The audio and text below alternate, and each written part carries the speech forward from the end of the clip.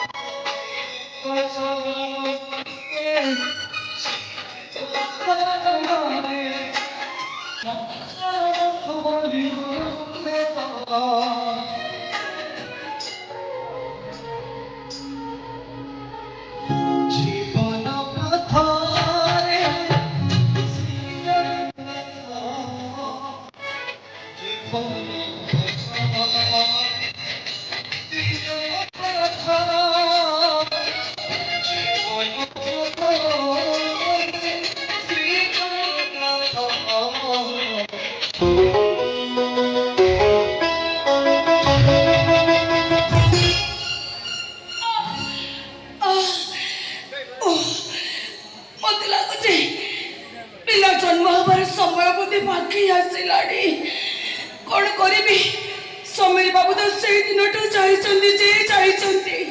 कत खाली फोन कर आज सका पहुंचे बोली सन्ध्या है देखा नहीं जमी होना कहीं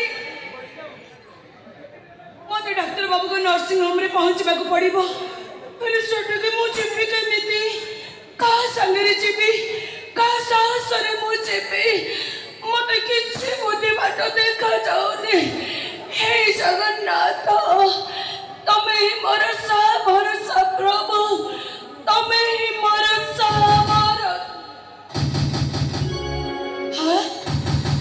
कबाट के चकचक करुची समीर बाबू आसी गले बोले ए रो खोलुची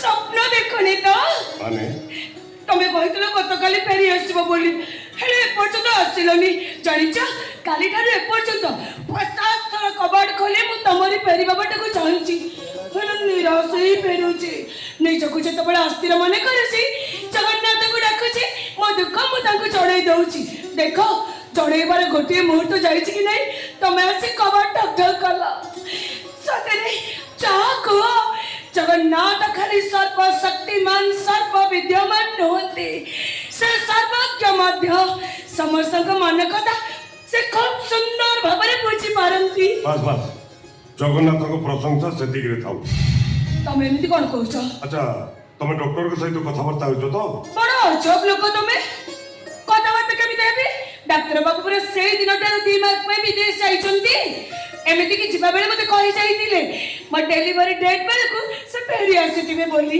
ताको अनुपस्थित रे तमे कि असुविधा अनुभव करन तो असुविधा कहि तो अनुभव करबे डाक्टर बाबू दे जाइतिबा जगन्नाथ का मूर्ति को आनी घर रखि पूजा करूची तांकरी संगे कथा है दिन काटी दउची आ जते बेले मो ऊपर को किछ कष्ट बा विपद आसीबो बोली म अनुभव करूची संगे संगे म तांको जणै दउची जणैबार गोटे मुहूर्त जाउची कि नहीं सब दुख कष्ट कोण लाघव हो जाउची सतेरे जगन्नाथ कष्ट में जगन्नाथ जगन्नाथ जगन्नाथ से शब्दटा छोड़ा ये दुनिया को किसी शब्द नहीं ତମେ ତମେ ଏମିତି କ'ଣ କହୁଛ? କୋଉ ସାହସରେ ଜଗନ୍ନାଥକୁ ଆଣି ମୋ ଘରେ ରଖି ପୂଜା କ'ଣ ତମେ କହିବାକୁ ଚାହୁଁଛ? ମୋ ଅନୁପସ୍ଥିତିରେ ତମେ ଯଦି କିଛି ବିପଦ ଅନୁଭବ କର ତାହେଲେ ଦିନ ଦୁନିଆର ମାଲିକ ଆଲ୍ଲାହକୁ ଦୁଆ ମାଗିଥାନ୍ତ, ବିପଦରୁ ଉଦ୍ଧାର ପାଇଁ ତାଙ୍କ ପାଖରେ ଅର୍ଜ କରିଥାନ୍ତ।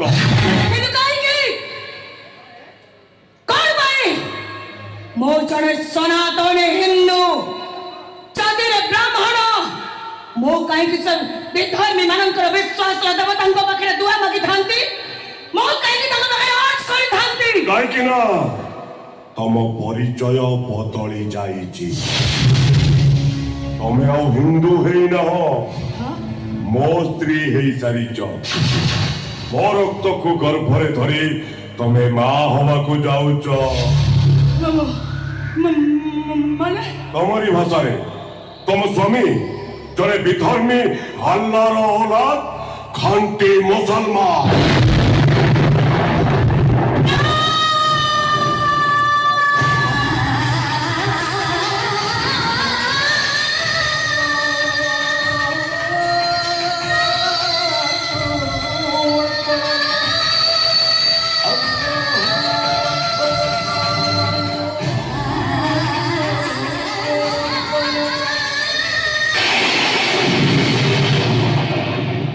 ତମ ଭାଗ୍ୟ ବଦଳିଗଲା।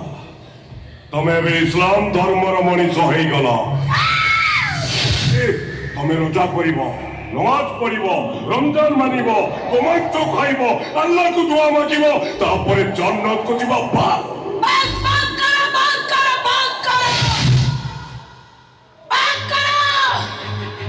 ତମର ଶୈତାନୀ ଚେହେରାଟା ଦେଖି ସାରିବା ପରେ ମୋ ପାଦ ତଳର ମାଟି ଯେମିତି ଖସି ଖସି ଯାଉଛି, ମୋ ମୁଣ୍ଡ ଉପରେ ଯେମିତି ଆକାଶଟା ଛିଡ଼ି ପଡୁଛି, ମୋ ମୁଣ୍ଡ ଭିତରଟା ଗଡ଼ଗଡ଼ ହେଇଯାଉଛି।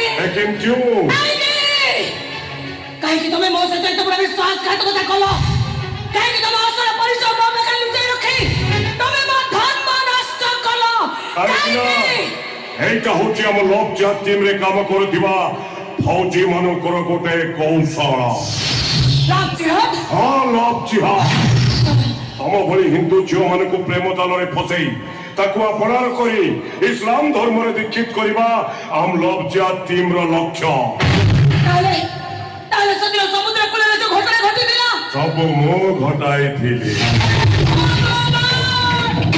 ଆରେ କହୁନରେ ମୋ ଭଳି ହଜାର ହଜାର ହିନ୍ଦୁ ଝିଅମାନଙ୍କୁ ପ୍ରେମ ଜାଲରେ ଫସେଇବା ପାଇଁ ମୋ ଭଳି ହଜାର ହଜାର ମୁସଲିମ ଯୁବକମାନେ ଏ ଲବ ଜିହାଦ କାମରେ ସାମିଲ ଅଛନ୍ତି।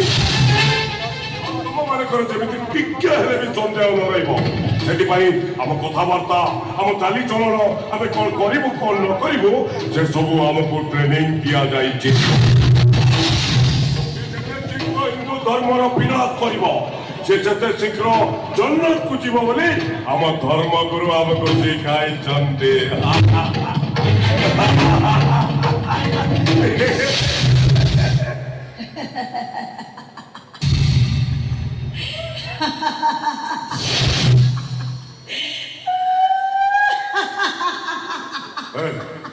କଣ ହେଲା ତୋର? ଏମିତି ହଛୁ କଣ ପାଇଁ? ତୁ କଣ ପାଗଳ ହେଇଗଲୁ? ତମ ଭଳି ପାଗଳର ପ୍ରଳାପ ଶୁଣି ମତେ ହସ ଲାଗୁଛି। ମାନେ ସମୁଦ୍ର ଦେଖିଛ? ସମୁଦ୍ରର ଗଭୀରତା ସମ୍ପର୍କରେ ଜାଣିବାକୁ କେବେ ଚେଷ୍ଟା କରିଛ? ଶୁଖେଇ ଦେଇପାରିବ ତାକୁ? ବିନାଶ କରିପାରିବ ତାର? ବିନାଶ କରିପାରିବ? କଣ କହିବାକୁ ଚାହୁଁଛୁ ତୁ? ସୀମାହୀନ ସମୁଦ୍ର ଭଳି ହିନ୍ଦୁ ଧର୍ମ ଅସୀମ ଅନନ୍ତ ଅମର ଅକ୍ଷୟ ଅବିନାଶୀ।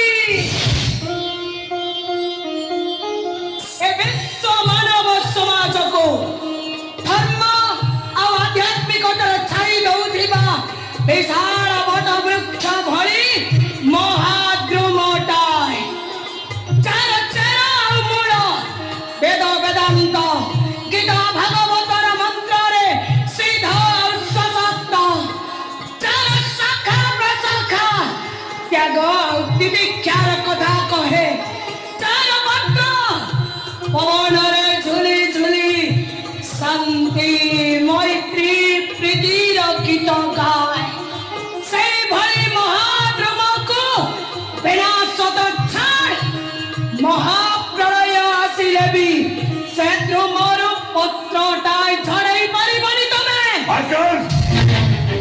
बकवास कहला कौन ना हिंदू धर्म जो धर्मर लोक मैंने गोटे निर्जीव काठ पथर को दुआ करती अच करती से केते बुद्धिमान सेटा बुझेबा मते दरकार नै